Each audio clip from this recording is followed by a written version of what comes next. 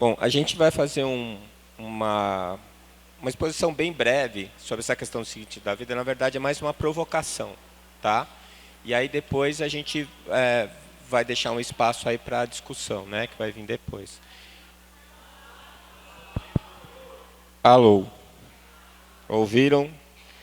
Então, aí, primeiro a gente vai definir um pouquinho o que é sentido, né?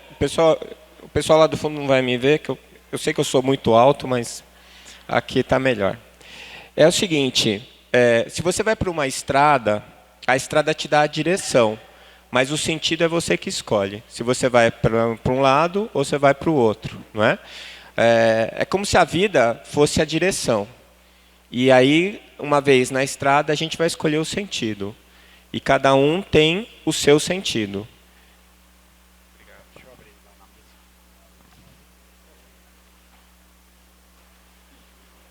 Alô? Pronto. Aí é o seguinte, eu sempre tive uma coisa na minha cabeça que é assim, às vezes a gente acha que não está perdido, e está. E às vezes a gente acha que a gente não está perdido, e está. Não é? Então é o seguinte, você está no meio de uma jornada, no meio de um caminho. Se você não sabe de onde você saiu, você está perdido. Ou se você sabe de onde você saiu, mas você não sabe onde você quer chegar, você também está perdido. Você tem que sempre saber de onde você veio e aonde você quer chegar. Se você não tiver essas duas respostas bem claras na sua cabeça, você está perdido. E se você está perdido, você está sem sentido. Você não sabe para que lado você tem que ir, qual é a orientação que você tem que seguir, mesmo que você tenha uma direção, porque a vida sempre vai te dar uma direção, mas quem escolhe o sentido é você. Tá? Então, a ideia inicial é essa, né? E que vida que nós estamos falando? Da vida eterna ou da vida encarnada? Quer dizer, na verdade, a vida encarnada é um capítulo da tua vida eterna.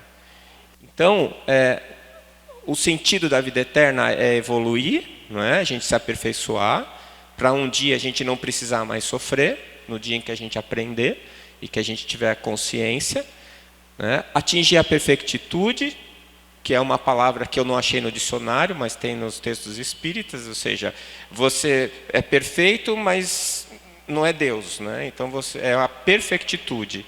Então a gente nunca vai ser Deus, nós somos criados por Ele, não tem como a gente ser Ele. Mas a gente tem em nós a potencialidade de aprendizado para que a gente consiga nos aperfeiçoar até um nível de conhecer tudo o que é. Esse nível é a perfectitude. É quando eu vou estar face a face com Deus. Quando eu vou ver, vou poder perceber a onipotência, a onisciência divina. E cada vida é uma etapa, é um capítulo desse aprendizado. E na vida encarnada, quais são os objetivos? Os mesmos. Já que a vida encarnada é um capítulo da vida eterna, a gente tem os mesmos objetivos, ou seja, o aprendizado, o aperfeiçoamento, a perfectitude. Só que na vida encarnada, a gente tem uns obstáculos imediatos, etapas menores a serem vencidas. Quer dizer, eu estou pensando, eu tenho essa perspectiva de futuro, mas é uma perspectiva que está ainda longe da gente. Não é? Eu não sei se eu estou sendo meio pessimista, eu não sei como é que vocês pensam nisso, mas, ou se eu estou sendo otimista, mas eu acho que, assim, em termos de espírito, eu sou um pré-adolescente. Eu não sei como é que vocês se veem. Fala, esse é um espírito velho. Não sou velho. Né? Eu sou um pré-adolescente, porque eu estou começando a tomar consciência do que realmente faz diferença. Eu estou começando a perceber o que é importante. Estou começando a ter uma noção. Não é? Eu não sou nem aquele insciente, nem sou o onisciente. Eu estou ali mais ou menos no meio para trás, ou no meio querendo ir para frente. Certo? Dentro desse processo de tomada de consciência, esses obstáculos imediatos são os que me ocupam nesse instante.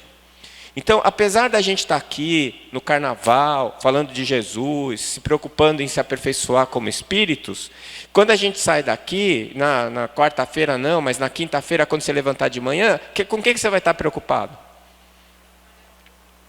Pagar as contas, né? Fazer comida, Se lavou a roupa, se não lavou a roupa, se pôs gasolina no carro, né? No trabalho que você vai fazer.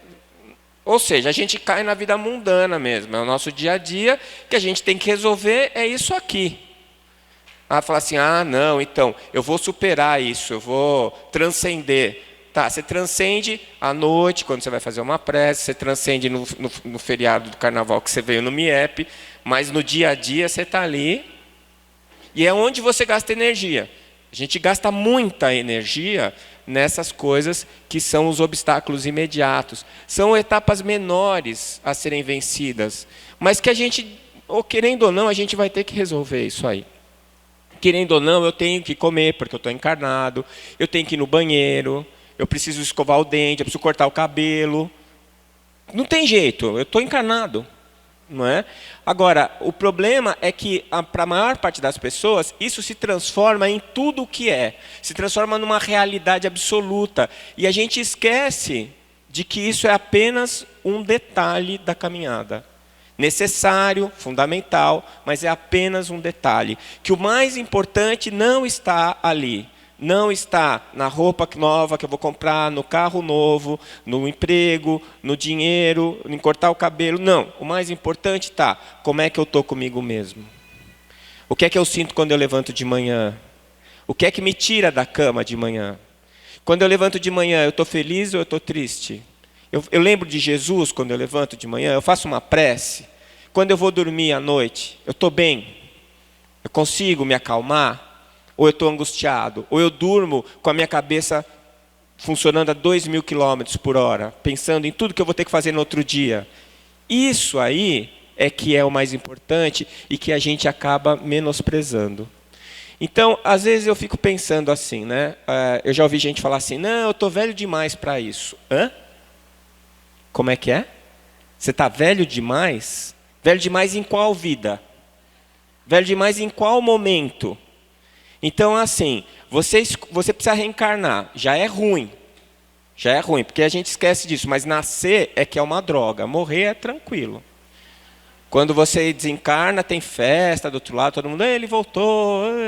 Quando vai avisar na sua casa, lá no plano espiritual, que você vai reencarnar, aí é luto mesmo. Putz, o cara vai encarnar, ai meu Deus, vai ter que nascer, não é? Aí nasce, aí o que é nascer? Não é uma droga? Você fica lá, chora porque alguém tem que te dar comida. Aí você faz cocô na fralda, alguém tem que te trocar. Não é assim? Aí depois você vai ter que aprender a andar, você vai ter que aprender a comer, você vai ter que aprender a fazer tudo. Uma vez a minha avó estava desencarnando, meu filho tinha 4 anos, meu mais velho, e eu levei ele para conhecer ela antes dela desencarnar. E ela estava bem ruinzinha já, aí eu me despedi dela, e na hora que nós saímos eu expliquei para ele que ela ia morrer, e que ela ia desencarnar, e que ela ia para o céu, ia ficar um tempo lá, depois ela ia voltar. Passou uns dias assim, ele veio me perguntar, pai, o que aconteceu com aquela avó? Eu falei, ela foi para o céu, filho. Aí ele falou assim, e ela vai voltar? Eu falei, vai. Mas como é que é essa história dela voltar? Ela vai ter que nascer de novo? Eu falei, vai. E ela vai ter que aprender a andar, vai ter que ir na escola, tudo de novo? Eu falei, ele, putz, pai, dá trabalho isso, hein? E dá mesmo.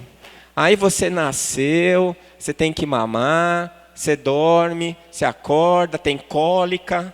Aliás, nascer é uma droga, né? Porque seu pulmão está colabado, na hora que expande, o pulmão arde pra caramba.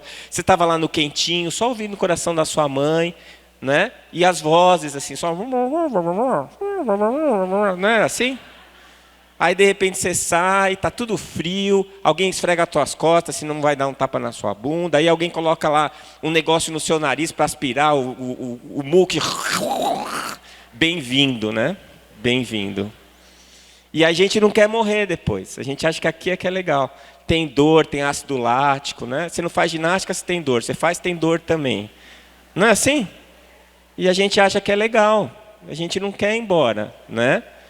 Aí você cresce, vai aprender tudo, aprende a andar, cai, bate a cabeça, não é? E todo mundo fica lá torcendo. Depois você tem que aprender a escrever, tem que aprender a ler, tem que aprender as cores, tem que aprender o idioma, a língua, não é? E aí você tem que aprender que nem sempre as pessoas que estão do seu lado são legais, Você vai aprender que elas gostam de falar mal de você.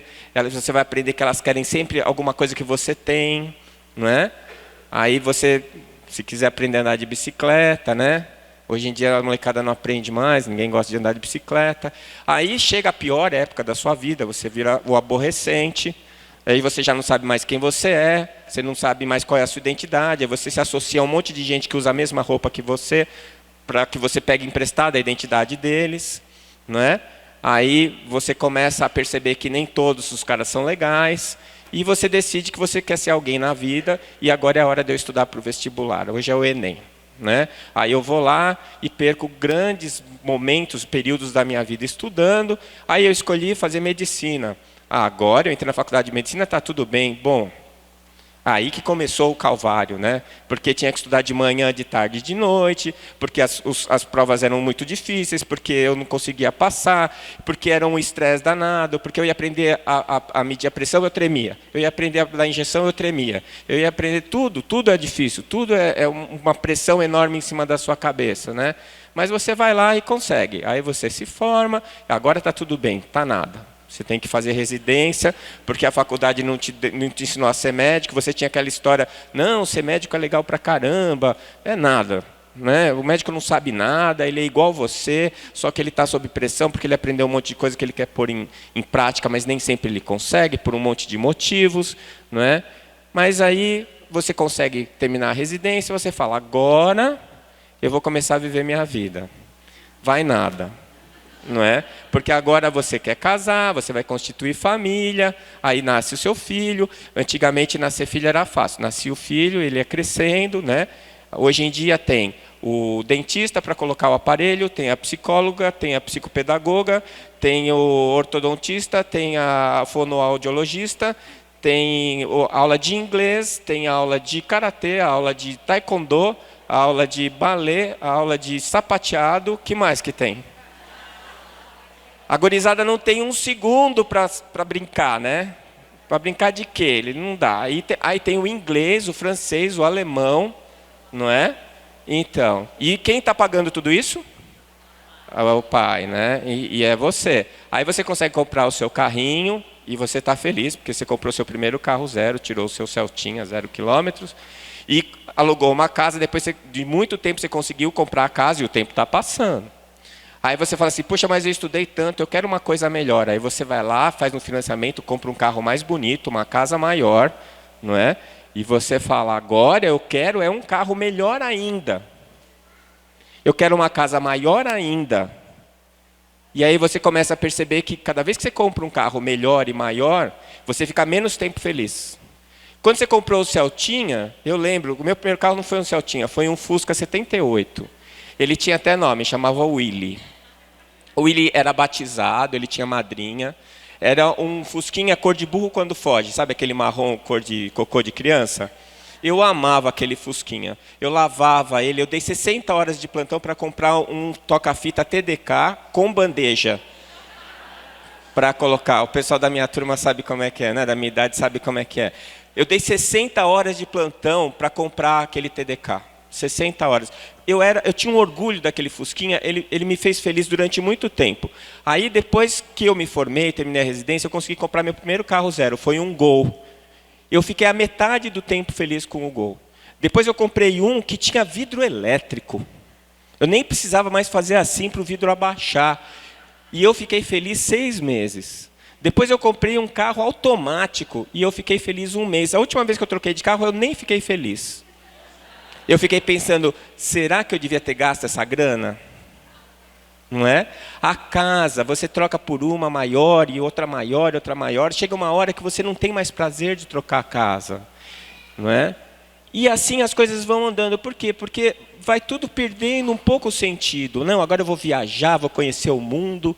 Não é? Aí você viaja uma vez, viaja 2, viaja 3, aí você começa a perceber que é mais ou menos tudo igual, os lugares são todos mais ou menos a mesma coisa, as pessoas são iguais em todos os lugares, apesar delas falarem diferente, né? Que é muito chato você chegar num restaurante, abrir o cardápio e não entender patavinas do que está escrito lá, aí você pedir uma coisa, pergunta se é salsicha, o cara fala que é, aí você corta no meio, pula um monte de coisa lá, uns pedaços de artéria, veia. né? Eu fui comer lá em Lyon, me falaram que era o melhor restaurante do mundo e que eu tinha que comer aquele prato lá. Veio uma salsicha com queijo. Eu experimentei o queijo, achei ótimo. Quando eu fui cortar a salsicha, pulou uns negócios. Parecia que estava vivo lá dentro. Eu não tive coragem de comer aquilo, né? Então isso é que é legal, para depois dizer, eu comi num restaurante em Lyon. Não é? Muito mais gostoso a carne seca aqui, a carne de sol com cebola que nós comemos ontem, que estava uma delícia.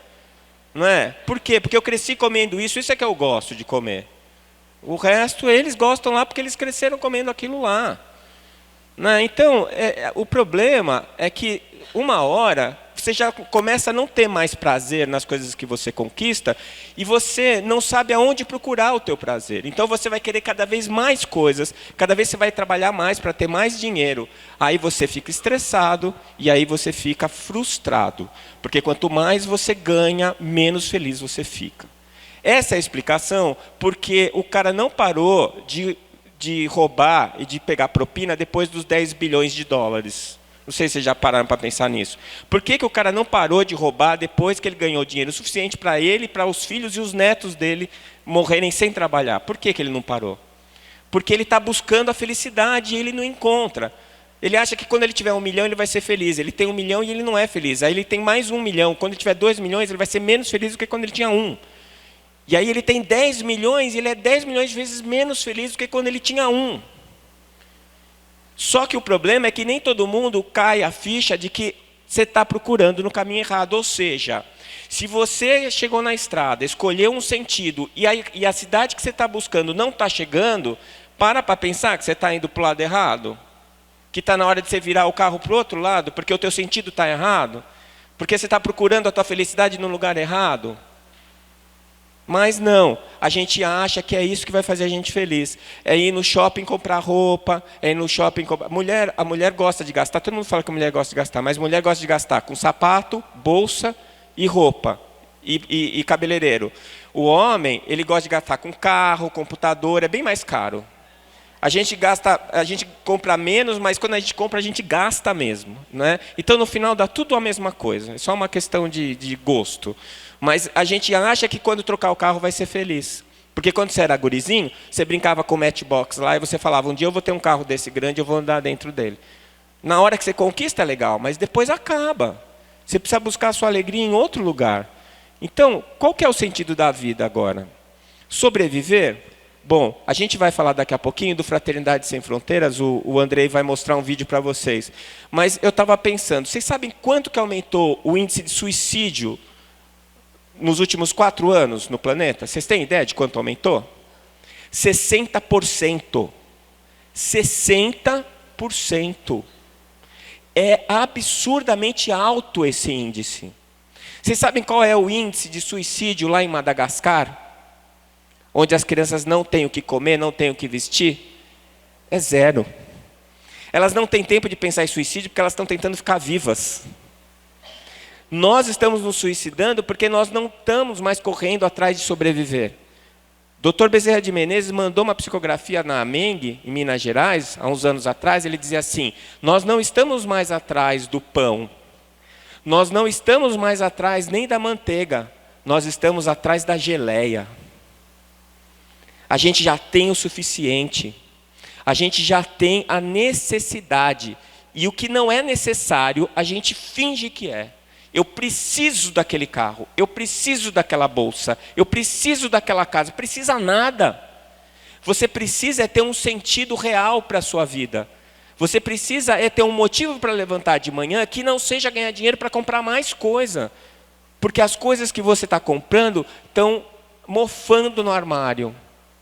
Porque você realmente não precisa delas. Você não precisa mais do que 2 pares de sapato, porque o segundo é o luxo. O primeiro é a necessidade. Você não precisa mais de uma calça jeans ou 2. A terceira, a quarta, a quinta, a sexta, isso é luxo. E eu não estou criticando, não. Você pode ter, você trabalhou, você tem direito. Só não ache que é isso que faz você feliz. Porque aí você está entrando num caminho ruim. Só não ache que isso é mais importante do que quem está do seu lado passando necessidade. Só não perca a sua atenção sobre a realidade. Não se iluda dentro da sua desse auto-engano que é a conquista material, não é? Então, primeiro era sobreviver, quando você era gurizinho, depois se estabelecer, depois garantir o futuro e depois mais conquistas materiais. Quanto tempo você acha que isso vai demorar para acontecer? E aí você está lá, você comprou o seu carro zero, está todo feliz. Isso aconteceu comigo. Quando eu comprei o meu Fusquinha, o Willy, eu cheguei na minha faculdade lá, com o meu Fusquinha 78, e um amigo meu que morava na República comigo, que tinha muito dinheiro, ele apareceu com um Monza. Um Monza zero, vermelho, com vidro elétrico. O Monza era 2.0 com injeção eletrônica. Uau! Aí eu olhei para o Willy e falei assim, mas você é bem michuruco mesmo, né? Olhei para o meu Fusquinha e falei, mas você, hein? Aí eu pensava assim, o dia que eu tiver um carro com vidro elétrico, aí sim vocês vão ver. É ilusão, porque passa, entendeu? Então, qual é o verdadeiro sentido da vida? Eu vou dizer para vocês onde eu encontrei o meu. O meu sentido, o sentido da minha vida, eu encontrei quando eu comecei a buscar a transcendência. Alguma coisa tem que ter a mais do que isso, porque não é possível. Ficou tão sem graça, sabe? Eu não tenho mais vontade de trocar de carro, não tenho mais vontade de trocar de casa. Para mim, tanto faz se o sapato está novo, está velho. E aí, o que me dá prazer? O que faz eu levantar de manhã e falar assim, não, eu vou fazer isso porque isso é importante para mim? Vocês já pararam para pensar? O que é importante para você? Eu faço alguma diferença? Se sim, para quem? De que forma? Acabei de sentar ali, ela chegou para mim, pegou, posso pegar na sua mão? Eu falei, pode. Ela falou assim para mim, você não sabe o bem que você faz para minha filha. Nossa, aquilo me deu um prazer tão grande, porque eu pensei assim, é por isso que eu estou aqui. É por isso que eu levanto de manhã. Eu nem sei direito, porque é que eu que estou aqui. Mas eu estou, vou aproveitar. Não é? Se alguém achou que eu dava conta do recado, eu vou confiar nesse alguém. E vou fazer o melhor que eu posso. Se você gostou, que bom. Se você não gostou, você vai me esquecer também. Não vai fazer diferença para a sua vida. Não é? Mas eu tenho esse sentido. Eu achei aonde que eu vou trabalhar. Eu escolhi dar aula, porque eu quero que tenha uma participação, mesmo que pequena, na formação de médicos mais humanos, de médicos voltados para a espiritualidade. Eu quero fazer palestra, porque eu quero contar para as pessoas como eu estou feliz de ter encontrado o Espiritismo, de como eu sou feliz de ter entendido como é que funciona essa história de Deus. Não é? Como é que esse Deus que é tão justo, tão bom, faz nascer gente aleijada? Como é que esse Deus que é tão bom e tão justo faz nascer gente na favela e o outro nascer no palácio? Como é que isso funciona? O Espiritismo me explicou. A reencarnação me explicou. Isso me fez um bem tão grande. E eu quero dividir com quem quiser. Não quiser também não tem problema. Não é? Não tem problema. Eu não preciso ficar nervoso com isso. Isso também é outra coisa que me deixa preocupado, né? Os espíritas brigando entre eles para decidir quem foi quem na outra encarnação. Isso é fofoca espírita. É normal que tenha, porque nós somos reencarnacionistas. Você já não pensou quem que eu era no passado? Vocês não pensaram nisso? Mas só que você deve ter pensado assim, será que eu fui a rainha tal? Será que eu fui o pintor tal? Né? Nada, gente. Deixa eu falar uma coisa para vocês. Sabe a evolução? Ninguém vai para trás, todo mundo só vai para frente. Então, a sua versão, fevereiro de 2018, é a melhor que já existiu. Se você acha que você está porcaria, você não viu nada, olha para trás que você vai ver. Então, agradece que agora você está aqui. E trabalha para um dia você ser alguém que vai fazer alguma diferença. Porque você já faz. Sabe? Todo mundo faz alguma diferença para alguém. E se você parar para ver na sua vida, alguém fez muita diferença para você na sua vida. E às vezes você está aqui e você acha que você não serve para nada, que você... Mas e daí? Porque para um você ajudou. Quando a gente vai ficando bom, a gente vai fazendo diferença para mais gente. Mas para o seu filho, para a sua filha, para o seu pai, para a sua mãe, para um amigo querido, para alguém que você encontrou na rua, para alguém que assistiu sua palestra no YouTube. Não importa. Se você fez uma diferença para alguém naquele momento, você já está encontrando um sentido para você, para a sua vida, para o que você está fazendo. Não é? Então eu quero terminar com essa historinha que o O Sérgio Lopes contou, eu perguntei de onde tinha tirado, ele falou que inventou na hora, então está valendo. Quando você olha no espelho, você vê o quê? Quem que você vê? Eu acabei de falar lá no MIEP Jovem, e eu falei uma coisa que é verdade mesmo, que eu ainda acho que eu tenho 19 anos. Né? Eu só estou num corpo de 50, mas eu ainda acho que eu tenho 19 anos. O problema é que o mundo não mudou, né? A gente sempre acha que velho é aquele que tem 30 anos a mais que a gente. Né? Então eu estou assim, só achando velho quem tem 80 ou mais. O resto, todo mundo está cheirando a coeiro ainda. Né? Nós estamos começando. E quando eu olho no espelho, eu vejo alguma coisa, mas quem que você vê? Então, a história que o Sérgio inventou é assim, uma vez uma pessoa morreu, passou pelo túnel, chegou lá no céu e queria entrar, aí apareceu um anjo e falou assim, escuta, você quer entrar? Ele falou, quero. Então é só você me dizer, quem você é? E aí você entra. Falei, eu sou o Décio, né? Não era esse aqui, vamos lá. Eu sou o Décio. Que Décio? Eu não perguntei o seu nome. Eu perguntei quem você é. Não, eu sou o Décio médico, cirurgião. Não, eu não perguntei o que você faz. Eu perguntei quem você é. Eu sou, sei lá, o que eu sou? Eu sou o Décio, eu sou espírita. Não, eu não perguntei sua religião. Eu perguntei quem você é. Está ficando difícil, não está? Pois é, essas coisas, elas não te definem, mas elas te caracterizam. Dá para entender? Porque o que te define é a sua alma, e a sua alma, ela está em transformação. Todos os dias. A gente vai sair do MIEP diferente do que a gente entrou.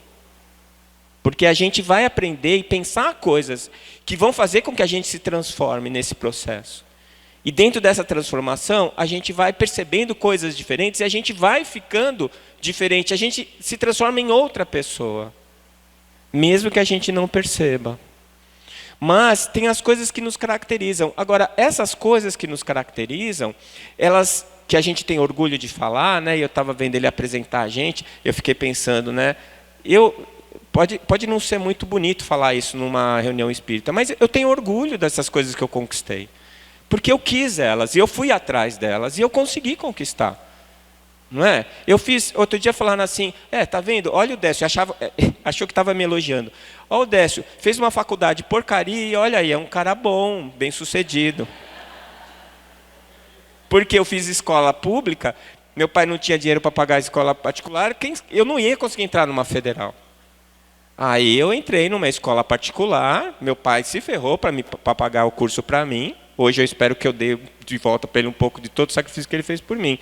Mas eu corri atrás, fui o melhor aluno da minha turma, fiz o doutorado na escola que eu sempre sonhei fazer, que é a Escola Paulista, lá na Federal de São Paulo, e eu conquistei as coisas que eu queria para mim.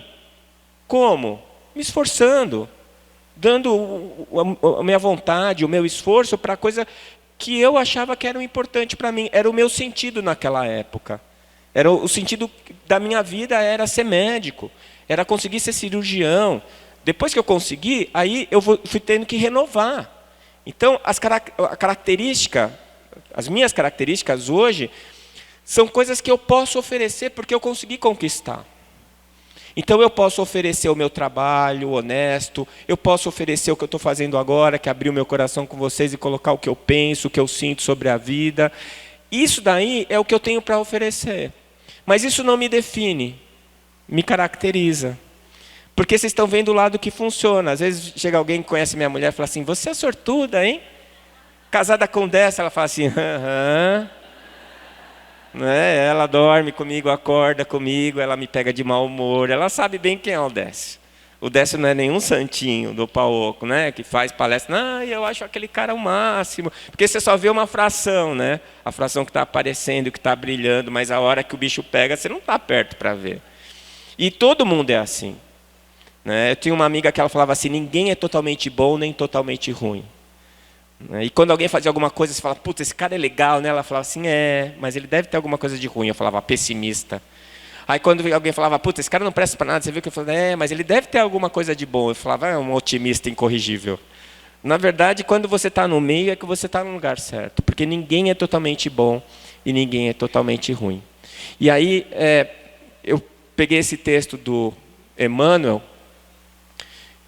que foi psicografado pelo Chico, e ele fala bem isso que eu queria trazer para vocês, no livro da Esperança. Um dia, nas alfândegas da morte, ou seja, quando eu estiver desencarnando, toda a bagagem daquilo que não necessitar ser-te-á confiscada. Entretanto, as leis divinas determinarão recolhas com avultados juros de alegria, tudo o que destes, do que és, do que fazes, do que sabes e do que tens, em socorro dos outros. Isso que hoje te caracteriza vai ser os juros, o lucro, do que você vai levar para o outro lado, desde que você tenha usado isso em favor dos outros, não em teu favor único. É isso que vai te dar de lucro, de dividendos, para quando você retornar para a parte espiritual, de verdadeiro, dentro daquilo que você conquistou na tua luta terrena. E eu termino com a imagem dessa pessoa que fez a diferença para mim. Ela que fez a divisão de águas entre antes e depois na vida do Décio, nessa encarnação do Décio. Foi quem me convidou para fazer esse trabalho e quem me disse que eu tinha essa utilidade, que eu podia fazer alguma coisa que me desse sentido por um tempo muito maior da minha vida do que trocar de carro, trocar de casa ou fazer uma viagem. Né? A doutora Marlene Nobre. Muito obrigado.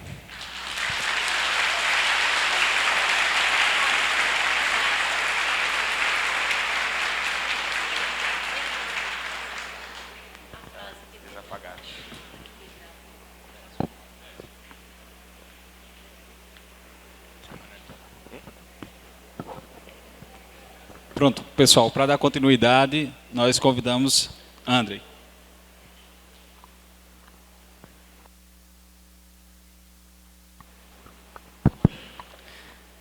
Boa tarde a todos. É uma alegria partilhar com vocês deste MIEP. Nós vamos dar sequência a essa bela fala do Décio. E eu fiquei muito tocado quando ele nos falou da diferença entre direção e sentido. Ele fez uma abordagem que nos levou naturalmente a pensar no sentido que nós damos para a nossa vida no dia a dia, naquilo que a gente faz, das nossas atividades, quais são os propósitos que nós fazemos com isso, né? E eu fiquei ali filosofando e pensando no nível daquilo que a doutrina espírita nos propõe como compreensão. Os espíritos nos dizem, no livro O Homem Sadio, que é uma das publicações da Associação Médica Espírita de Minas Gerais, que a fé é o grande sentido da vida. Porque a fé é a conexão com o alto. É aquilo que nos permite a entrega, é o que nos permite a confiança, é o que nos permite estar conectado a algo mais profundo. No entanto, em muitos momentos das nossas encarnações ou de uma encarnação, nos falta a fé. E nós então sentimos-nos sem chão diante daquele momento ou daquela circunstância.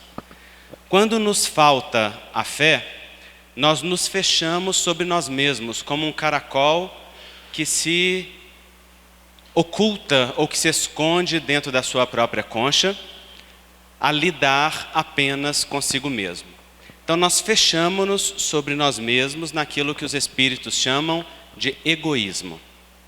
Centramos-nos no ego, nas nossas capacidades de sentir, de perceber, de decidir ou de agir.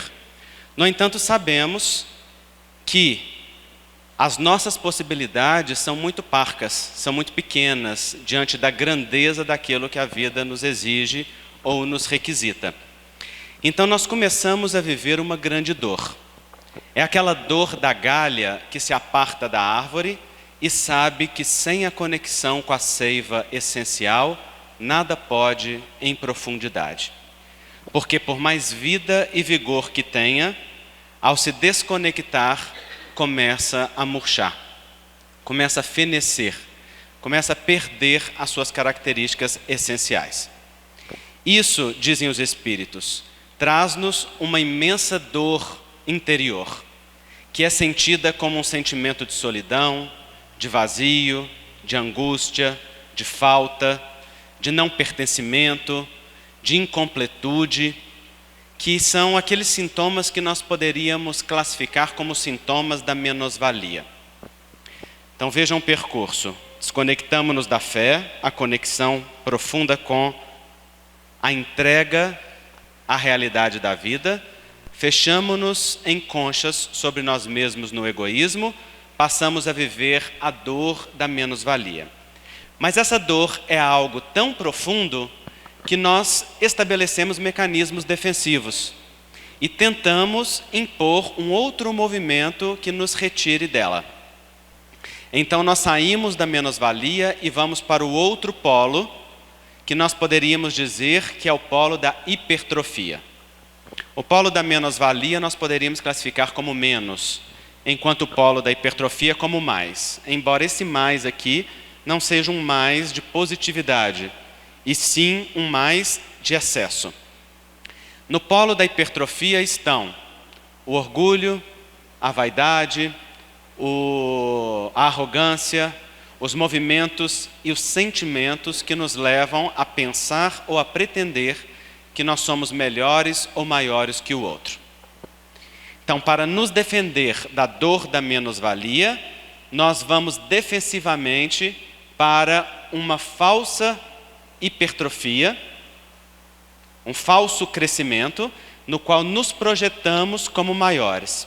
Costumo chamar essa hipertrofia de edema, porque a ideia do edema, do inchaço, ela é uma ideia interessante. O órgão é natural, mas o inchaço que o faz agigantar-se é um movimento que determina o processo patológico que está ali acontecendo. Então a hipertrofia do eu, a hipertrofia do ego, ela é um edema na alma. E aí o que é que nós fazemos? Nós ficamos ciclando de um lado para o outro, como um pêndulo que vai de um polo a outro. Ora na arrogância e na hipertrofia, ora na menosvalia e no sentimento de fracasso pessoal. Esse ciclo, todos nós os fazemos. Ele existe dentro de cada um de nós, embora algumas pessoas demorem mais tempo na menosvalia e outras demorem mais tempo na hipertrofia. Algumas não têm coragem de reconhecer que têm hipertrofia e outras não têm coragem de encarar que têm menosvalia. Mas a desconexão fundamental da fonte, que é o Criador, que é a verdade fundamental da vida, nos leva naturalmente a viver esse movimento de balanço. Onde é que está, então, a cura, o equilíbrio? Está no centro. No centro, nós encontramos a conexão com o alto. No centro de nós mesmos, na presença centrada da conexão divina em nós, nós estabelecemos um espaço que nos conecta à verdade fundamental da vida. Nós damos um nome para esse movimento que se chama afeto. Afeto é aquilo que nos afeta e é aquilo que afeta o outro. É o que nos toca e é o que toca o outro. É através do afeto que nós encontramos a possibilidade de estabelecer pontes que alimentem no nosso coração a conexão com aquela representação máxima, com aquela grandeza máxima que é o amor divino, de onde viemos e para onde estamos retornando. O Espírito Dias da Cruz, no livro Pílulas de Confiança, ele vai escrever uma frase muito interessante. Ele diz assim: o espírito não é pequeno como quer na menosvalia, nem grande como pretende na egotrofia, na hipertrofia do eu. Mas em Deus, no centro, é uma pequena centelha luminosa, tão grande quanto seja o tamanho da vontade do Pai para a sua vida. Vejam que interessante. Nem somos pequenos nos sentimentos de falta e de pequenez que atestam a desconexão, nem somos o edema que criamos para nos proteger e para ter uma falsa importância ou uma falsa grandeza. Mas em Deus, no afeto, somos uma pequena centelha. O que pode uma centelha? O que pode uma faísca? Pode fazer um incêndio de grandes proporções, não é verdade? Então, em Deus, na conexão com o afeto, essa faísca, esse brilho divino, essa presença divina que há em nós, pode iniciar um incêndio de grandes proporções. Quais proporções? O tamanho da vontade de Deus para aquela vida. Ou seja, o tamanho da direção daquela fonte. Aquilo que seja o propósito existencial daquele indivíduo. Aquilo que seja a tarefa encarnatória daquela pessoa. Aquilo que deva realizar por si mesmo e pelo outro. Então, nesse sentido, nessa interpretação, o sentido da vida é nós conseguirmos fazer um movimento de centramento e conexão conosco, em que nós aprendamos a reconhecer em nós essa grandeza divina que brilha dentro do coração de cada um de nós.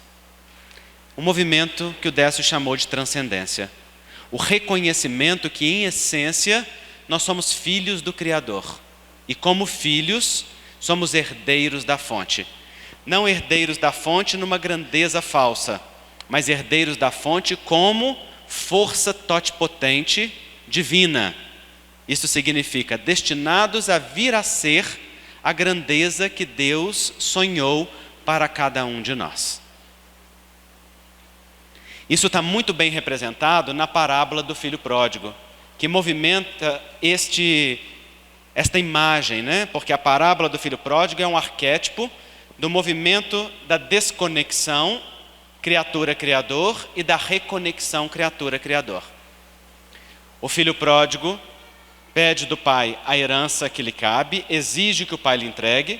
Quando o pai aceita dividir a herança entre os dois filhos, ele se afasta da casa do pai, no dizer do Evangelho, vai viver dissolutamente, de forma a perder aquela herança, até chegar no fundo do poço.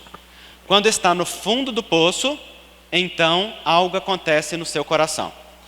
Ele se lembra que na casa do pai, o menor dos jornaleiros, aquele que trabalhava por jornada, era tratado com dignidade. E então ele diz assim: eu perdi o direito de ser chamado filho. No entanto, eu vou voltar. E o meu pai irá me receber como um dos seus servos. Então ele começa um movimento de retorno à casa do pai. Leva um tempo, porque ele estava distante. E enquanto se aproxima, naturalmente vai encontrando ao longo do caminho o lixo da festa que deixou enquanto descia descompromissado. À medida que se aproxima da casa do pai, percebe que o pai o espera no caminho. O pai então o abraça no caminho, antes da chegada. O pai o espera no caminho. O abraça com um amor muito profundo, calça-lhe sandálias nos pés cansados e doídos, põe-lhe o anel familiar de reconhecimento no dedo, dá-lhe roupas novas e lhe chama a entrar. Manda matar o novilho cevado, que era aquele que era o mais importante do rebanho. E então manda fazer festa, porque aquele filho amado estava morto e reviveu. Estava perdido e se encontrou. Estava ausente e retornou. E é então que a gente conhece o segundo filho. O segundo filho estava no campo trabalhando, tinha ficado em casa, junto com o pai, não saiu como o primeiro. Quando ele chega no final do dia, ele encontra uma festa que não estava programada. Chama um servo à parte para não passar vergonha e pergunta: o que está acontecendo? E o servo diz: o seu irmão que voltou. Gastou tudo que o seu pai lhe deu, voltou com uma mão na frente, outra atrás, e o seu pai botou-lhe sandálias nos pés, anel de reconhecimento no dedo, roupa nova, e mandou matar o novilho cevado. Estava claro que aquele servo estava querendo causar discórdia, né? Aquele servo estava obsediado, garantidamente. que ele estava pronto para semear a discórdia. O que acontece ali naquele momento? O irmão se recusa a entrar. O pai sai e lhe pergunta: meu filho, por que você não entra? E ele diz: pai, eu sempre estive aqui com o Senhor, e o Senhor nunca mandou matar nenhum cabritinho. No entanto, esse daí sai, perde tudo que é teu, volta com uma mão na frente e outra atrás, e o Senhor manda matar o novilho cevado? Não entro. Birra, já viram birra de criança pequena? E o pai dá uma lição magnífica nele. O pai lhe diz: meu filho, que te importa a ti se sou bom? Você sempre esteve aqui comigo. Tudo que é meu é seu. E assim se encerra a parábola. Vejam vocês que interessante. Essa parábola, enquanto arquétipo, ela nos traz a imagem do movimento da alma na desconexão e na reconexão. Ela nos mostra na figura do filho pródigo inicial o momento em que ele se desconecta da fé, passa a viver os prazeres como sentido existencial, vai para o fundo do poço, porque os prazeres não podem lhe dar um sentido, senão um momentâneo movimento, até chegar no nada. É o que o Décio falou aqui para nós. Os prazeres nos dão alegrias que são como fogos fatos. Rápido se acende, rápido se apaga. Dias da Cruz, certo dia, sintetizou isso dizendo: meu filho, o desejo é como o horizonte. Então, logo nós nos aproximamos dele, outro se forma mais longínquo. Porque o objetivo do horizonte é ser sempre horizonte e nunca ser alcançado. Então, dizia ele, o objetivo do desejo é ser desejo, não é ser realidade. Quando o homem satisfaz um desejo, abre-se espaço na alma para um desejo ainda maior.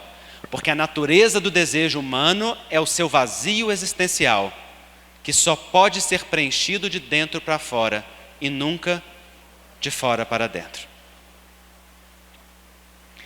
Ele dizia então: o homem busca o sentido naquilo que está fora, sem que o que está fora possa lhe proporcionar, enquanto aquilo que vive dentro é o que verdadeiramente pode lhe abastecer. Mas chega sempre um momento da existência que nós percebemos isso. Assim como o filho pródigo, lá no fundo do poço, comendo com os porcos, diz para si mesmo: saturei. E aí algo importante acontece. O que é que muda a chavinha do coração dele? O que transformou ele? É uma pergunta para os encarnados mesmo. O que muda o coração dele? Tomada de consciência. O que mais? A dor. O que mais? A certeza do amor do Pai. Como que ele teve certeza do amor do Pai? Como que ele tomou consciência? Não, antes de voltar. Ele decidiu voltar porque algo aconteceu. Ele lembrou o quê? Ele lembrou que o menor dos trabalhadores do Pai. O que ele lembrou exatamente que transformou o coração dele? Era tratado com dignidade. Então sabe o que é que transforma o coração do filho pródigo? É a experiência da dignidade. Quando estava lá no fundo do poço, ele se lembrou que era digno. Quando estava se sentindo a pior das pessoas, a mais incapaz, a mais incompetente, a mais falida, a mais fracassada, a mais equivocada, ele se lembrou: eu não sou aquilo que eu fiz. Eu não sou aquilo que eu faço de mim mesmo. Eu sou aquilo que aquele que me sonhou desejou para mim. E então, naquele momento, no coração dele, ele olhou para a grandeza do amor do Pai. Quantas vezes o sentido da nossa vida está direcionado para nos afastar da conexão? E a gente se encontra nesse estado de estar mergulhado na menos-valia, sentindo-se fracassado, equivocado, sentindo-se cheio de dores, cheio de provas, sobrecarregado, exacerbado. E então vem uma experiência de dignidade que diz assim: você é amado. Aí você chega catando seus cacos no centro espírita e um atendente fraterno que está bem compenetrado do seu papel, que sabe que o seu papel não é dar respostas, mas é acolher com amor, te abraça e agasalha o coração e diz para você: olha, não tenho resposta para a sua vida não, mas eu tenho para te lembrar que você é um filho de Deus. E como um filho de Deus, é profundamente amado e tem um lugar aqui nessa casa para você. Tem muita coisa que você pode experimentar. E então naquela experiência de dignidade a gente se sente tocado. E então a gente diz: eu quero ir neste caminho. Eu quero esforçar-me por conquistar isso. E então a gente sente que é um nada e de repente alguém pega a gente no meio do caminho e diz assim: meu filho, tem trabalho para você. Tem tarefa para você. Mas eu não dou conta, mas você vai se capacitar. Mas eu não sei, mas você vai descobrir. Mas eu não aprendi, mas eu vou te ensinar. É a experiência da dignidade que olha para a grandeza do Filho de Deus de cada um de nós e diz: você não é isto que você fez de você mesmo. Você não é esta desconexão. Você não é esse esvaziamento. Você não é esta depressão, este pânico, esta fobia, esta dor. Você é um filho de Deus destinado ao amor. E aqui eu te ajudo a dar um passo. É a experiência de dignidade que é a experiência verdadeiramente curativa no coração de cada um de nós. E aí, naquele momento, o filho pródigo encontra o sentido existencial.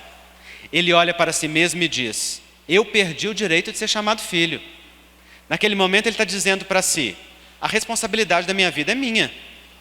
Se eu estou passando por dores, por dificuldades, se eu estou aqui comendo com os porcos, é porque eu escolhi afastar-me da casa do Pai, aonde eu tinha tudo e agora eu não tenho nada.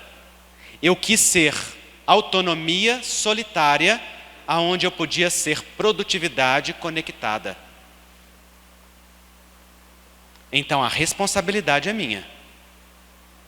Essa é a tomada de consciência, é a culpa produtiva. No entanto, ele podia ter pegado a chibata e ficado ali martelando o coração dele, machucando o coração, não podia? É isso que ele faz? Não, ele olha para o amor e para a grandeza do Pai e ele diz: não importa o que eu fiz de mim, o meu Pai é um Pai de amor incondicional. Esta percepção do filho pródigo é essencial, porque vejam vocês que o segundo filho, que ficou dentro de casa, não tinha essa percepção. O segundo filho é tão rebelde quanto o primeiro. Qual que é a diferença? A diferença é que o primeiro saiu de casa e o segundo ficou. Mas o segundo ficou porque honrava o pai? Ele ficou por quê? Ele ficou porque ele imaginava que se ele ficasse e demonstrasse fidelidade, o pai o honraria com mais amparo, com mais cuidado, com mais herança. Ora, a maior parte dos religiosos na humanidade agimos desta maneira. Acreditamos que vamos ter as bênçãos de Deus, se nós ficarmos fiéis a Ele. Se nós fizermos e cumprirmos os seus mandamentos, então Ele vai nos honrar com o seu amparo, com as suas bênçãos, com o seu socorro. É ou não é? Ah, não, Andrei, nós espíritas não somos assim não. Porque a gente espírita sempre se acha arrogantemente melhor. A maioria dos espíritas nem admite, mas no fundo acha. Porque quando fala das outras religiões, fala rebaixando os outros pensamentos. Prestem atenção em algo importante. Nós mudamos o discurso, mas muitas vezes continuamos no mesmo sentido. Por exemplo, no Espiritismo nós ensinamos e aprendemos que é o merecimento que move a vida, não é? Sim ou não?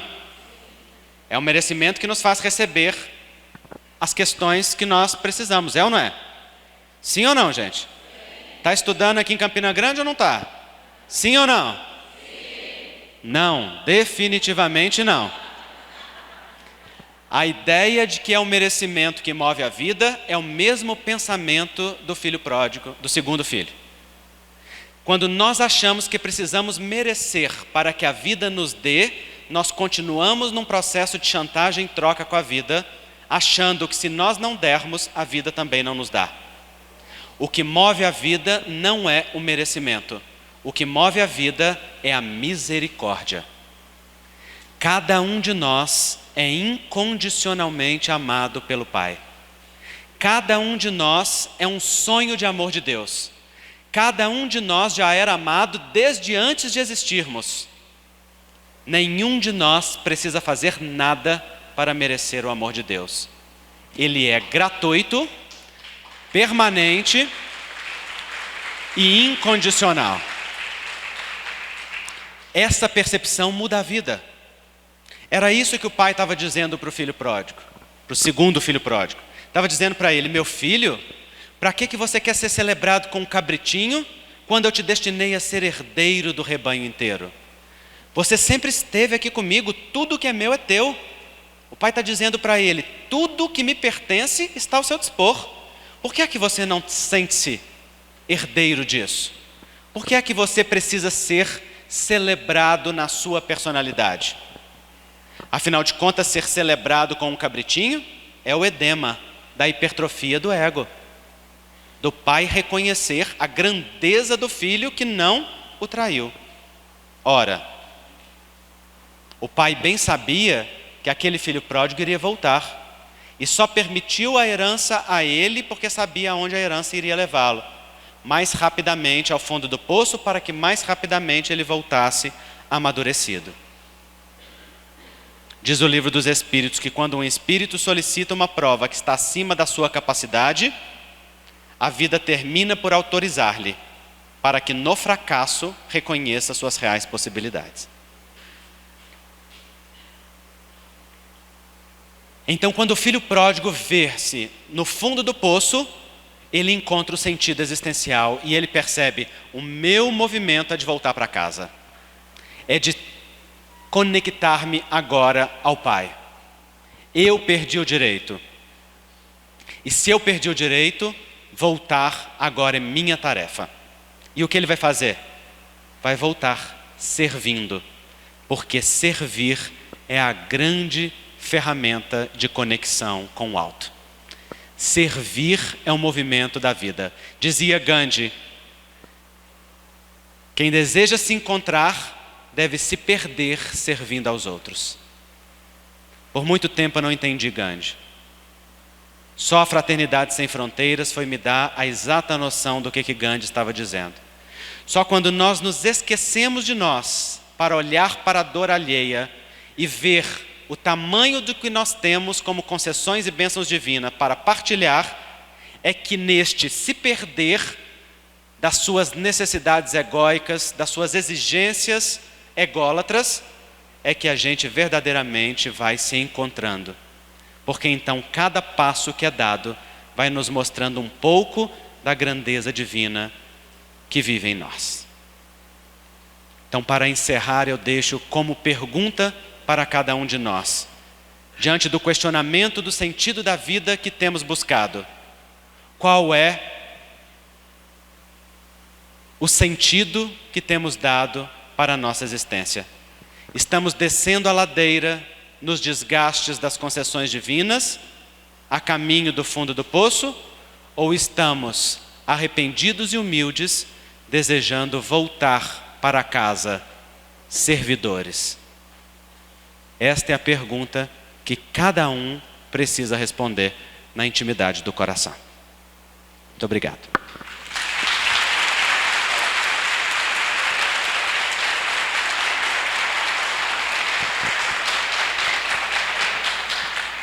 Então nós vamos apresentar aqui para vocês, eu e Décio, a Fraternidade Sem Fronteiras. Vocês veem que estão aqui no nosso peito e que é uma causa que enche-nos o coração. Fraternidade Sem Fronteiras é uma ONG da qual Décio e eu somos padrinhos, somos divulgadores, somos apoiadores, somos trabalhadores, que foi fundada em Campo Grande, Mato Grosso do Sul, por um homem que verdadeiramente traz a marca do amor no coração, que é o Wagner Moura.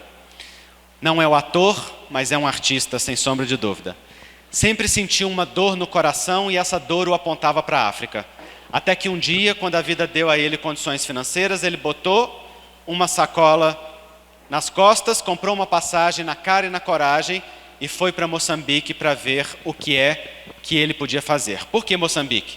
Porque era um país de menor índice de desenvolvimento humano e de língua portuguesa, já que ele não falava nenhuma língua estrangeira. E lá chegando, ele descobriu a realidade dos órfãos. Moçambique tem 1 milhão de órfãos. 610 mil devidos ao HIV e à AIDS. 24 mil famílias chefiadas única e exclusivamente por crianças. 80% das pessoas vivendo nas aldeias, que é bem, como se fosse o nosso sertão. 60% das mulheres analfabetas. Um êxodo masculino enorme para os outros países para tentar sobreviver e uma sobrecarga feminina absoluta no cuidado diário das famílias, da sobrevivência e de tudo. Quando Wagner viu isso, ele ficou muito tocado e criou um trabalho de apadrinhamento de crianças no Brasil para construir centros de acolhimento na África. Centros de acolhimento onde as crianças passam a metade do dia, a outra metade elas estão obrigatoriamente em uma escola. Neste centro de acolhimento elas recebem refeição, higiene, projeto cultural através da música e reforço educacional. Hoje são 7 anos trabalhando em Moçambique, 26 centros de acolhimento, 13 mil crianças órfãs cuidadas diariamente pela Fraternidade Sem Fronteiras. Cerca de 10 mil em Moçambique, 3 mil em Madagascar, onde a realidade social é ainda mais difícil, algumas no Senegal, em parceria com uma ONG chamada Chemin du Futur, que significa Caminho do Futuro. No Brasil, uma parceria em Campina Grande com o IPESC, no cuidado das crianças com microcefalia, esse trabalho maravilhoso, grandemente cristão e nobre, que a Adriana Mello e a sua equipe estabeleceram aqui em Campina Grande e que ampara e cuida das crianças com microcefalia em um centro de referência que ainda vai se tornar provavelmente um centro de referência muito mais do que nacional, tamanho a qualidade do serviço que tem prestado. E também em Boa Vista, no acolhimento aos refugiados da Venezuela, que lotam as cidades vizinhas da fronteira devido ao tamanho fome e violência que estão sofrendo no seu país natal. Então é uma ONG muito séria, sustentada no apadrinhamento, que tem feito um trabalho verdadeiramente transformador. Nós vamos ver aqui a retrospectiva de 2017.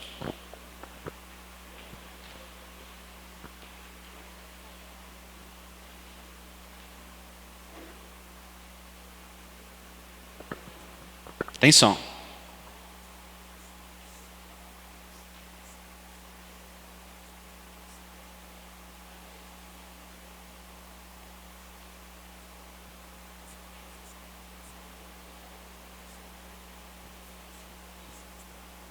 O cabo de som está conectado? E o som do computador está liberado?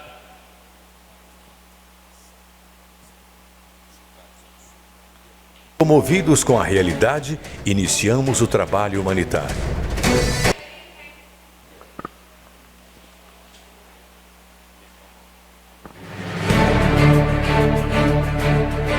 Um pouquinho de cada um e um ano inteiro de realizações. Juntos mais longe em 2017.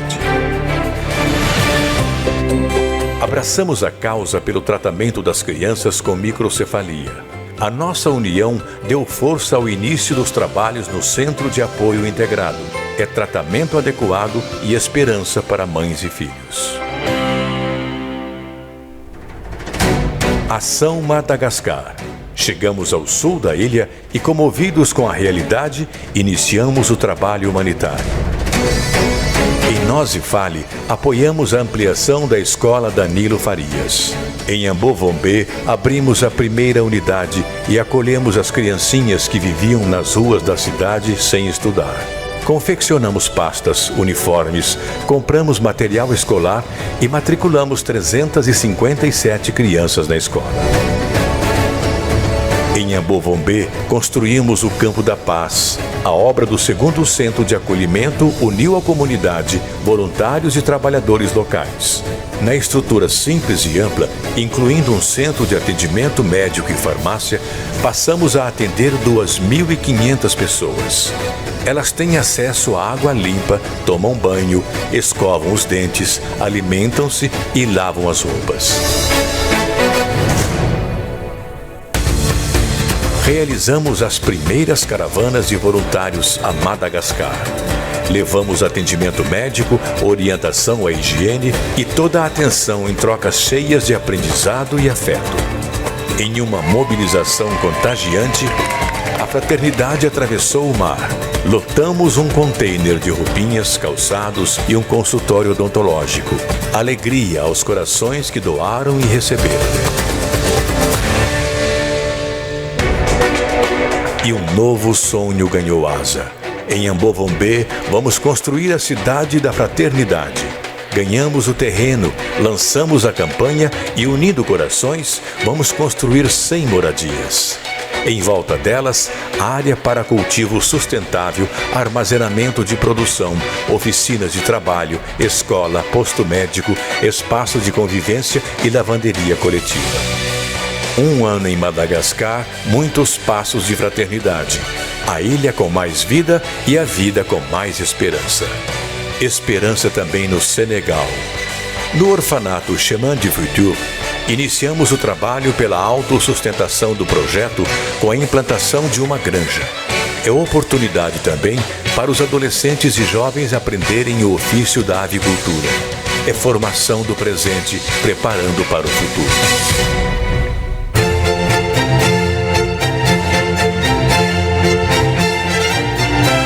A Orquestra Filarmônica Jovem Emanuel passou a integrar os projetos da Fraternidade Sem Fronteiras.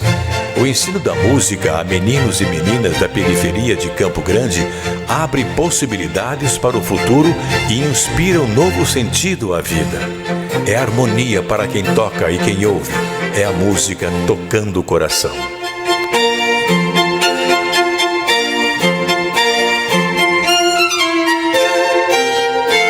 É tempo de acolher. Em 2017, a fraternidade foi à fronteira do Brasil com a Venezuela. Conheceu a realidade dos imigrantes que tentam vencer a pior crise humanitária do país. Confiantes na solidariedade do povo brasileiro e com o apoio de voluntários e empresários locais, construímos e inauguramos em Boa Vista o Centro de Acolhimento.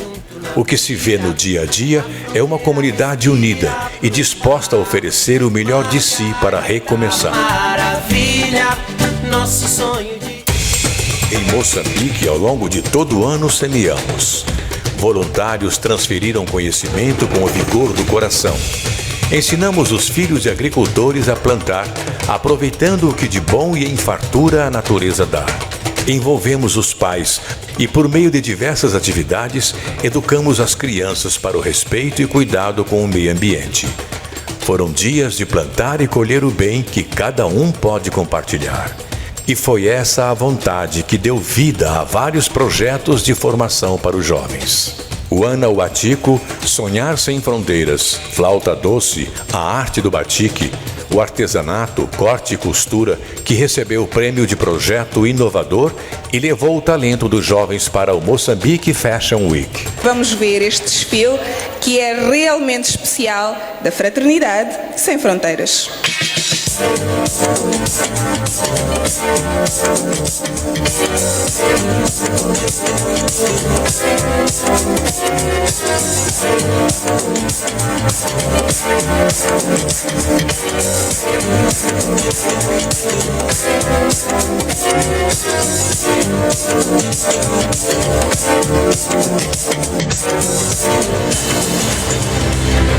Foi emocionante ver a fraternidade em ações que unem cada vez mais voluntários. Cadernos para a África, na 3ª edição. O Garrafas ao Mar, ainda em fase piloto, unindo estudantes do Brasil e da África. Mãos de artesãs divulgando a causa com ternura, a sensibilidade criando novos produtos de fraternidade. Em várias cidades do Brasil e do exterior, bazares, eventos, a mensagem mais longe. 2017 foi o ano do primeiro encontro da Fraternidade Sem Fronteiras. Um encontro de religiões, de culturas, de corações que se reconhecem como irmãos e compartilham do profundo desejo de ajudar a construir um mundo melhor. Um ano de trabalho fraterno e sentida gratidão. Pela segunda vez, a Fraternidade Sem Fronteiras recebe o troféu Você e a Paz, na categoria Instituição que realiza. Somos um movimento de amor realizando uma obra coletiva. E tudo o que estamos fazendo é resultado do esforço e da contribuição de milhares de corações que se sensibilizam com a dor do outro e querem dar ao mundo sua cota de amor. Feliz seja o seu coração em realizar o que é bom. Feliz 2018 de Fraternidade Sem Fronteiras para você e para todo mundo.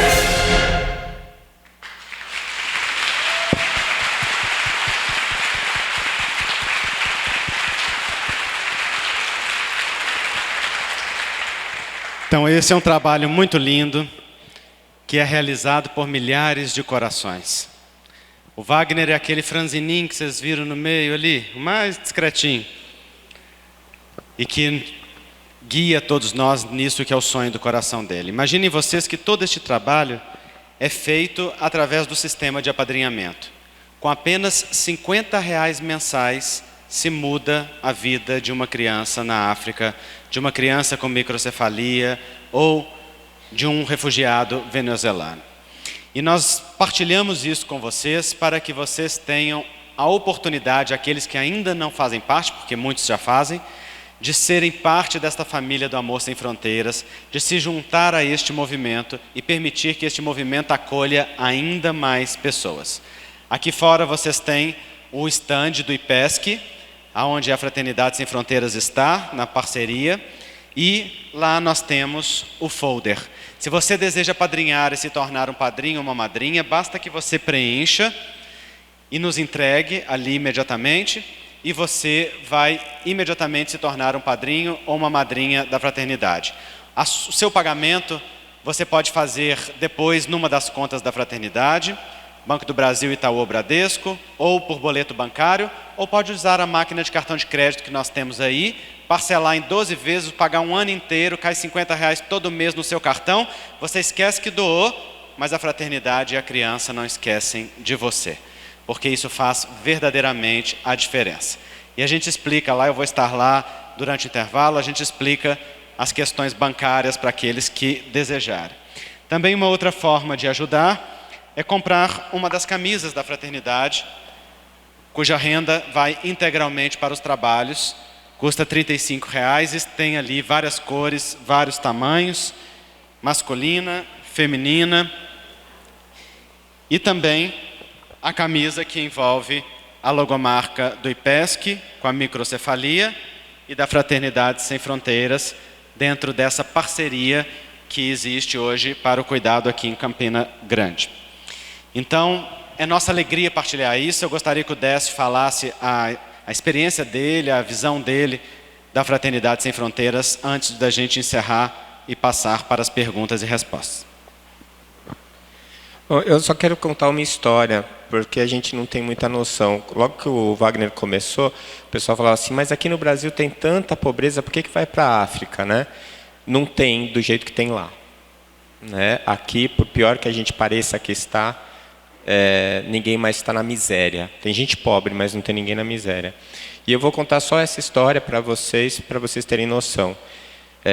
Aquela história do banho que vocês viram em Madagascar, foi porque quando o Wagner chegou lá, ele descobriu que a maior parte das crianças nunca tinham tomado banho e nunca tinham escovado os dentes. Quando eles chegaram com as roupas, eles foram atender uma criança de 4 anos, que ela estava com a mesma roupa desde que nasceu, ela cresceu dentro da roupa, e ela nunca tinha tirado a roupa. Quando foi trocar, teve que cortar a roupa, porque não saía a roupa do corpo da criança. Bom, isso já dá uma noção que a gente não tem ideia do que é miséria. A gente não tem ideia do que é miséria. Um povo que não tem água limpa para tomar, que toma água barrenta, não é? Em que crianças... Lá no site deve ter ainda das duas meninas que fizeram o site, a Linda e a Alegria. Quando eles chegaram lá, quando o Wagner chegou lá, eles entrevistaram essas duas meninas e tem o vídeo em que a Linda pedia para ela uma corda, porque elas moravam, os pais morreram, o irmão mais velho foi embora para trabalhar, ficou ela, que tinha acho que 10 anos, e a irmã mais nova, que tinha 5 ou 6, sozinhas na casa. E elas tinham 2 cabras, a vaca o avô levou e a avó, que foram embora, deixaram as crianças lá.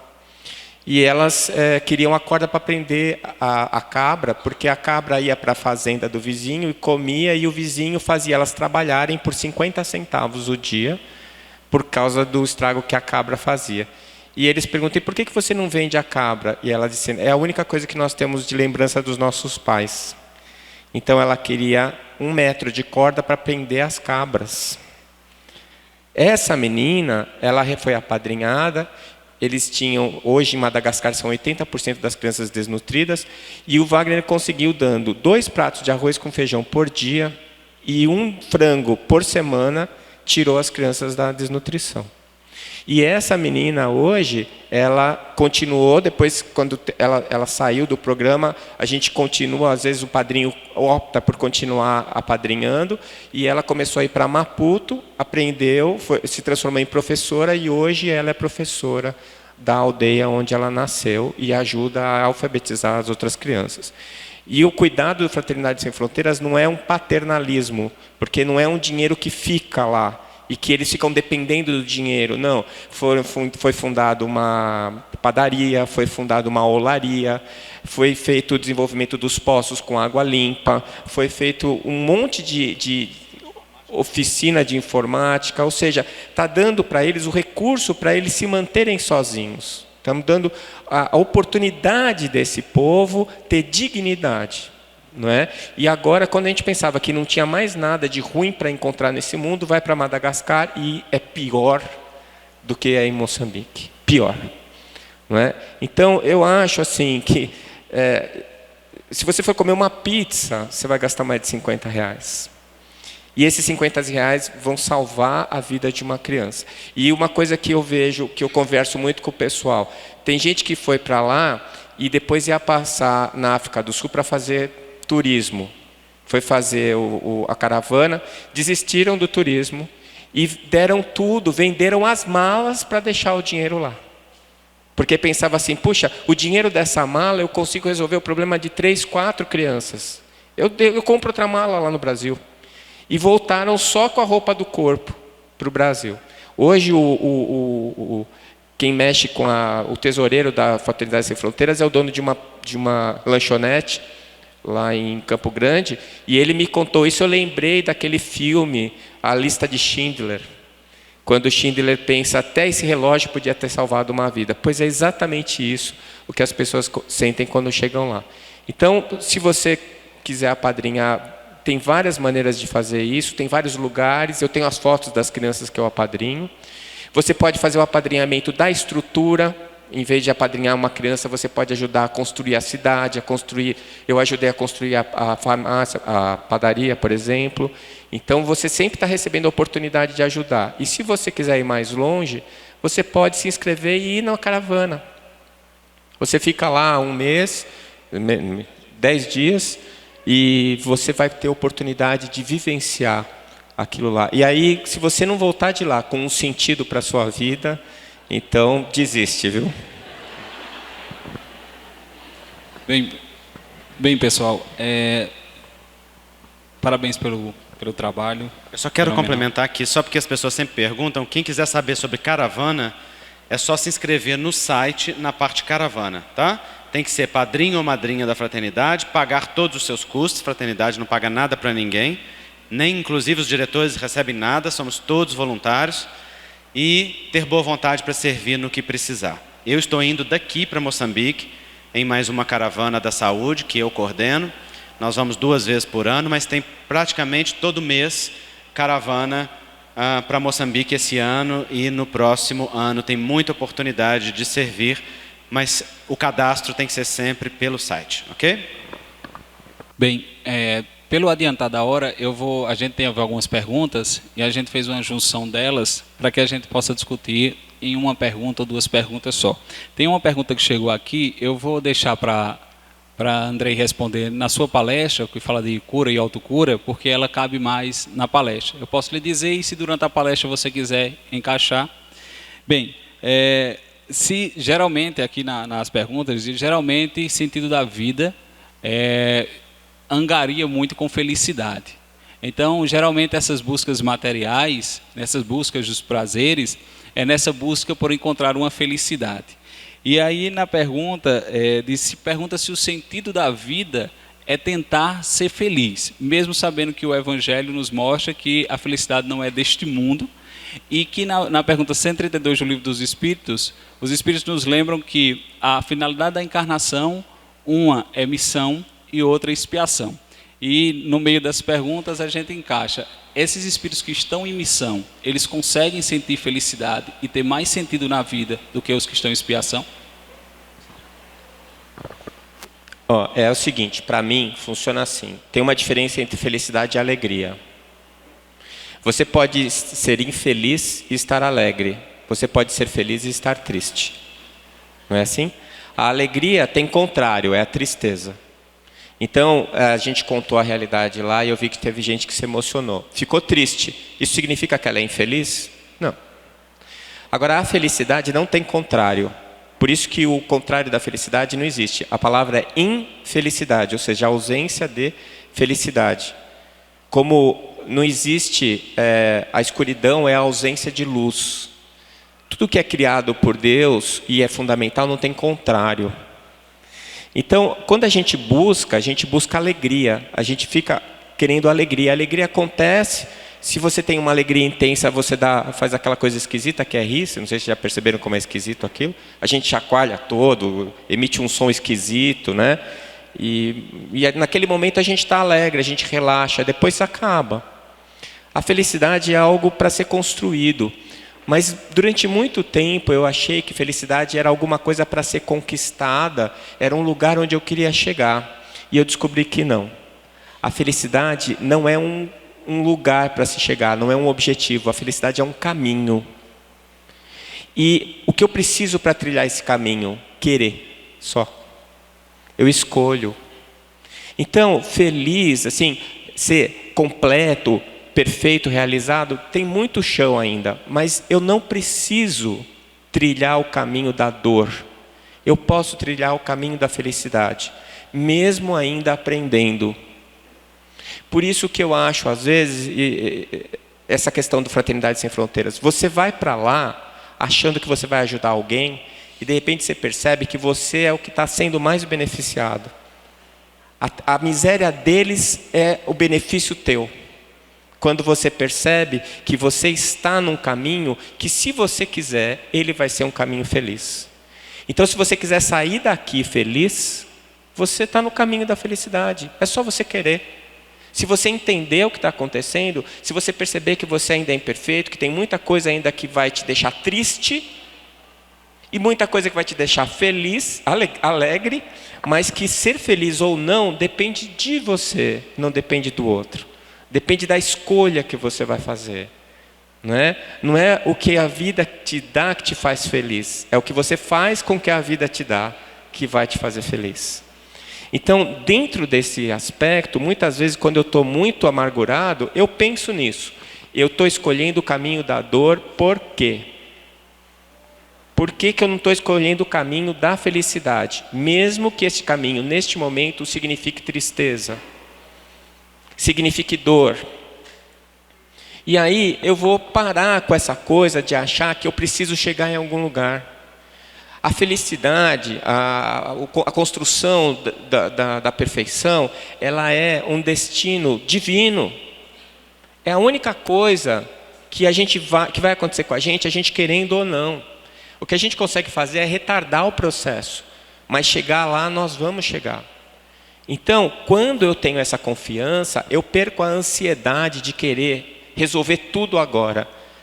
Eu perco a rigidez de querer me me culpar das coisas que eu não sei fazer ainda. Se eu sou capaz de perdoar um filho ou uma criança que não consegue andar, ou que é inábil para segurar um copo ou um prato, e derruba e faz sujeira no chão, se eu sou capaz de perceber que ela não conseguiu segurar porque ela ainda não está pronta, por que eu não sou capaz de perceber que eu também não estou pronto para algumas coisas? Que eu ainda não consigo fazer algumas coisas. Eu já fui criticado da outra vez que eu falei isso, mas eu vou falar de novo. Eu gostaria muito de ser vegetariano ou vegano. Não consigo. Eu não consigo. Eu já tentei várias vezes. Agora eu fico pensando quanta energia eu tenho que desprender nisso se eu ainda não consigo nem perdoar o meu irmão. Eu preciso ainda andar tanto como cristão para parar de comer carne. E já falaram que quem come carne não tem consciência. Desculpa, eu acho que eu tenho. Eu sofro com isso. Mas eu não estou pronto ainda. Não estou pronto. Então, é uma questão de escolha. Eu aceito essa minha dificuldade. Eu não desisti ainda. Já me falaram assim, é porque você não tentou o suficiente. Eu estou tentando. Estou tentando. Como dizia um amigo meu, você vê as pingas que eu tomo, mas não vê os tombos que eu levo. Não é? Mas eu acho que é isso. Escolha agora ser feliz. E saia daqui dessa sala feliz já. Pronto para as alegrias e para as tristezas. Mas ser feliz ou não é opção tua. Para você fazer agora, nesse momento.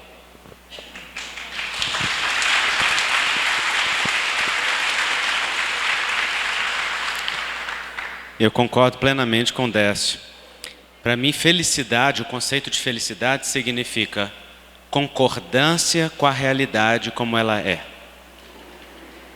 Ser feliz é estar em sintonia com aquilo que é. Nós sofremos porque nós ficamos presos no passado, naquilo que já não é mais, na ansiedade no futuro, no que queremos que seja, na tentativa de brigar rebeldemente por aquilo que está, e não nos ocupamos daquilo que é no agora, no presente maravilhoso que é o momento e o instante atual.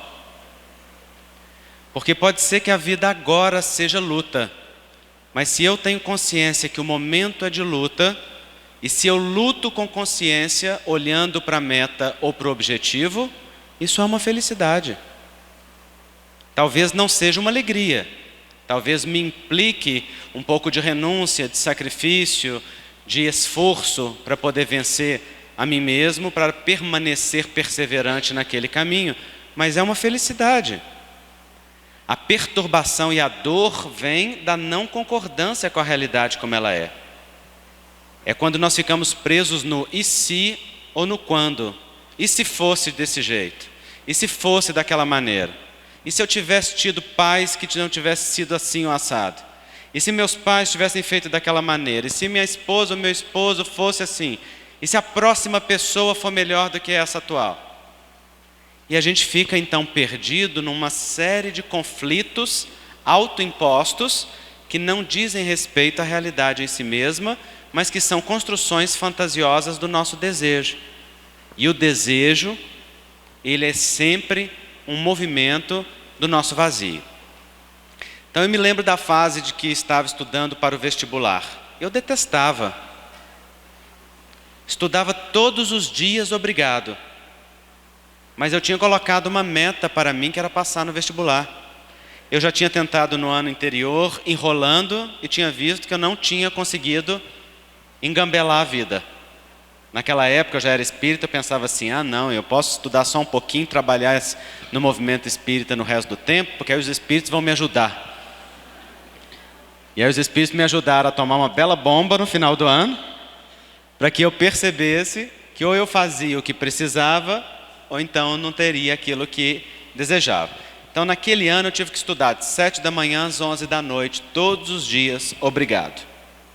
Todos os dias eu me pegava pelo colarinho e dizia para mim mesmo, vai. E todos os dias eu experimentava uma satisfação de ter conseguido cumprir o que aquele dia requisitava de mim. No dia que eu passei no vestibular, todo aquele sacrifício, todo aquele esforço, perderam toda a sua dor. E restou somente contentamento e satisfação de não ter desistido. Então, felicidade para mim é uma concordância com a realidade.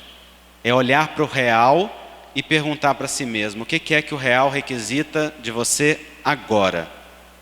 é uma luta de superação, vamos lutar consciente e tentar conquistar o máximo de alegria no meio dessa luta. É usufruir daquilo que você conquistou e que já é fruto maduro, então enche a boca e sorve com gosto aquilo que você se deu o direito de ter. Conexão com o real, pé no chão. Se nós fazemos isso a cada momento e vivemos o agora em cada instante, então nós permanecemos a vida inteira centrados, conectados e em movimento com aquilo que necessitamos.